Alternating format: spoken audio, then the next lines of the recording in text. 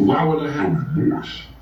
It was a factor of the street world that you live, you die. You hustle, or you go broke. They was gonna get killed anyway. It wasn't nothing personal, it was business, so I took them out. Yeah. Look, Nate Boone confessed to over 30 homicides while involved with the Best Friends gang in Detroit during the 80s. Boone once said in an interview, "I'm really a nice guy. People think I'm scary. I may do some things, but that's all for the love of money." Welcome to DDS, Detroit Raw, Nate Boone Craft. Tall and, I'm 220 pounds at the time, so, a little bend at the head was small for me. I like small vehicles. I hit my Cadillac at the time.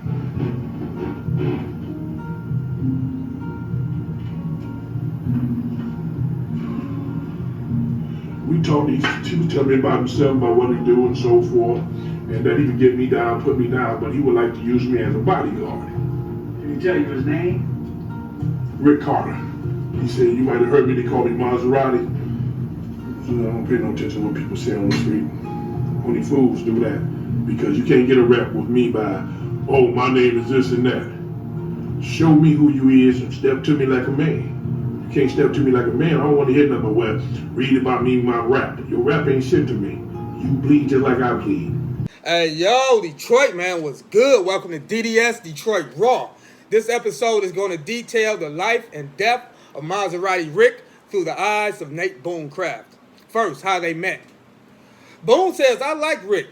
He was a down-to-earth, mellow type of guy. He wasn't out to hurt anybody, but at the same time, he didn't want to be hurt. He would help anybody who needed help."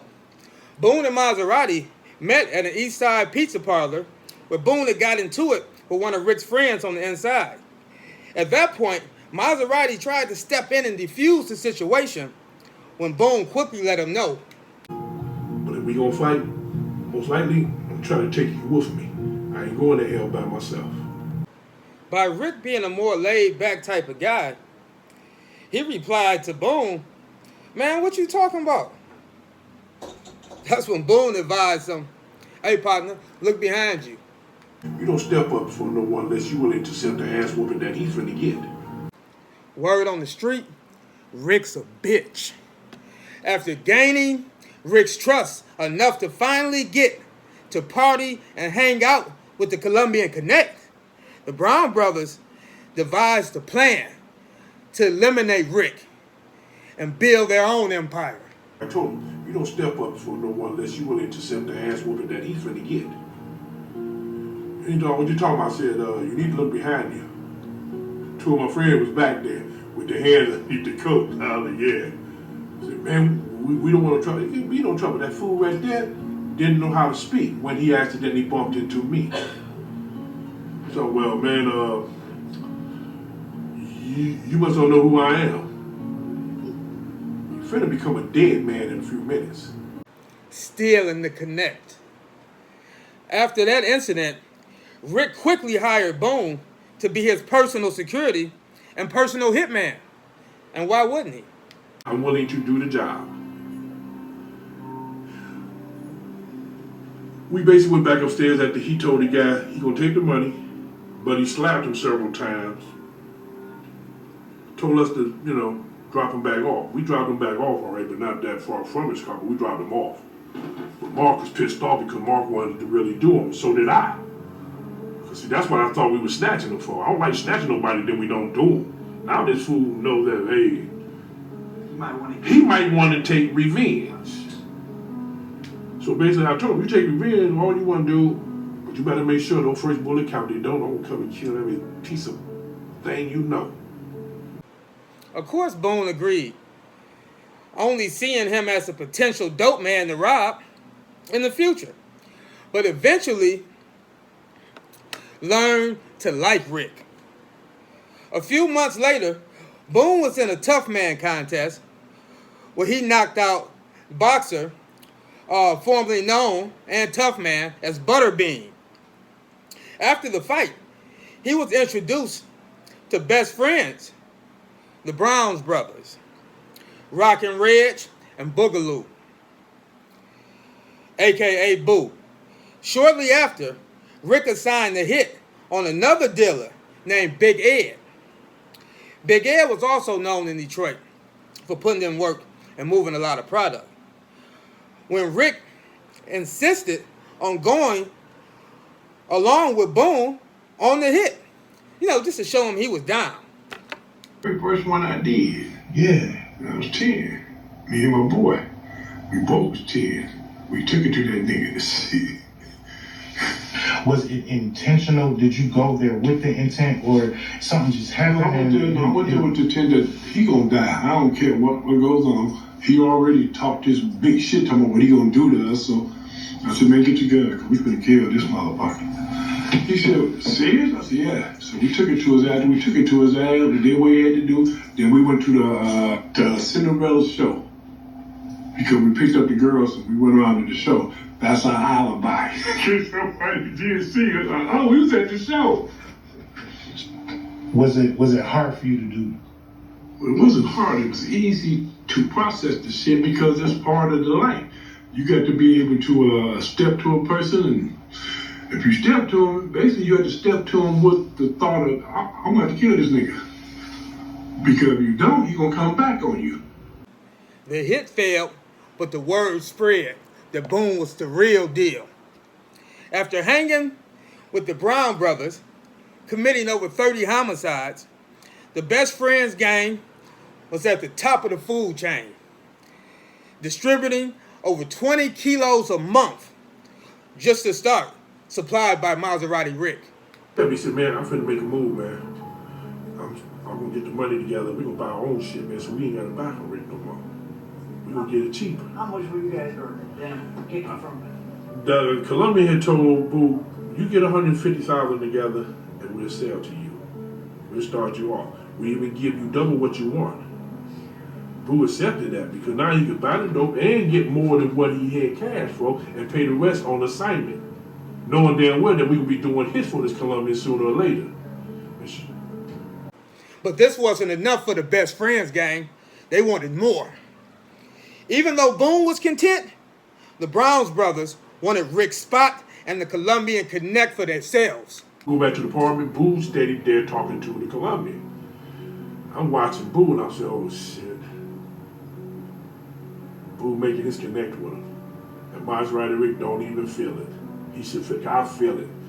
Boo talking to the guy and then how he looking at Maserati Rick like, watching him make sure that he don't say nothing to interfere with what he trying to set up with the guy. The guy wanted us to come over there and do a hit. So basically, Maserati Rick basically said, yeah, my boys could do this. That's when I know Boo was like, yeah, you didn't really work for him. yeah, right. That's what the whole thing was. That see, they didn't really work for Maserati. They were just doing hits for him because he would pay the money for us to come hang with him and so forth and do this and that. So I peeped the move when Boo looked at us. Okay, Boo could have just played it off. Yeah, we work for him, this and that. But he basically like pulled it up and just sat there like. Word on the street, Rick's a bitch. After gaining Rick's trust enough to finally get to party and hang out with the Colombian Connect, the Brown brothers devised a plan to eliminate Rick and build their own empire. They treat us like we ain't nobody, man. And Rick talking about don't go after the people. That's the way you hear this from. He said, man, Rick just told me this. So I said, well, Rick don't want us to go after him. Just wait till he, get better with it. He said, man, fuck this. Rick showing signs of bitch. I said, well, Rick ain't no bitch. It's just that he just more laid back, dude. He gonna think that I'm planning out what to do. I'm feeling Boo all the way, telling me he don't want to wait. So I knew something was wrong. So I go down into the hospital, and when I'm on the side door, Boo pulls up. I'm like, what the fuck? He steps over and said, man, what's up? I said, no, what's up on you? He said, man, I thought you was going to stay away from Rick. I said, no, Rick's still paying me. Man, he can't be paying you laying up in the hospital. And plus, the guy said that As long as we pay his bill, he don't care what happened to Rick. When Rick was shot shortly after, this was the perfect time to put their plan in play. Even though Rick was still alive after being shot, he told Boone not to retaliate. Immediately, this stirred up rumors that Rick and the best friend gang was some bitches. And put men throughout the area to make sure nobody sneak up on us. We go up there and they don't want us to really talk to Rick. But we talk to Rick anyway, tell him we gotta get you from this hospital and take you back to the east. We can't do anything on this side. So Rick told the people that he wanted to get transferred to another hospital. They did. That's when the word was that they were still looking for me. But at that time, Boo was pissed off, like, hey man, the word on the street that we bitches. That's what he's talking about. They shot Rick, man. The word is that we ain't doing nothing to protect him. We let Rick get scared. They treat us like we ain't nobody, man. After the Brown brothers got the okay from the cartel that they could whack him and take his spot with an unlimited supply of cocaine on consignment, they made their move. While Boone was outside the hospital as a lookout smoking a cigarette. They treat us like we ain't nobody, man. And Rick talking about don't go after the people. I said, where you hear this from? He said, man, Rick just told me this. So I said, well, Rick don't want us to go after him. Just wait till he, get better ways. He didn't say no word, he just looked at me. Said, man, who you down with? Us or him? Looked down, I said, I'm down with whoever got the money. And you should know that. He said, well, that's what I'm trying to say, man. We got money, man. We trying to move up. And Rick making us look bad. So we go upstairs in the hospital, and I turn around and leave back out. I said, fuck this, I'm going back downstairs, man, because I don't know what the fuck you got on your mind, Boo. Boo come back and said that problem is taken care of. The word spread. There's a new boss in town, and their name, Detroit Best Friends Gang. Rick's dead. After they finished Rick off in the hospital, you must don't know who I am. You're finna become a dead man in a few minutes. Hey, yo, that's it for this video. I want to thank everybody for tuning in, my DDS family, for all the love and continued support. If you're not a subscriber, hit that motherfucker, man, so you don't miss out on no upcoming content. I'm up, DDS, the voice.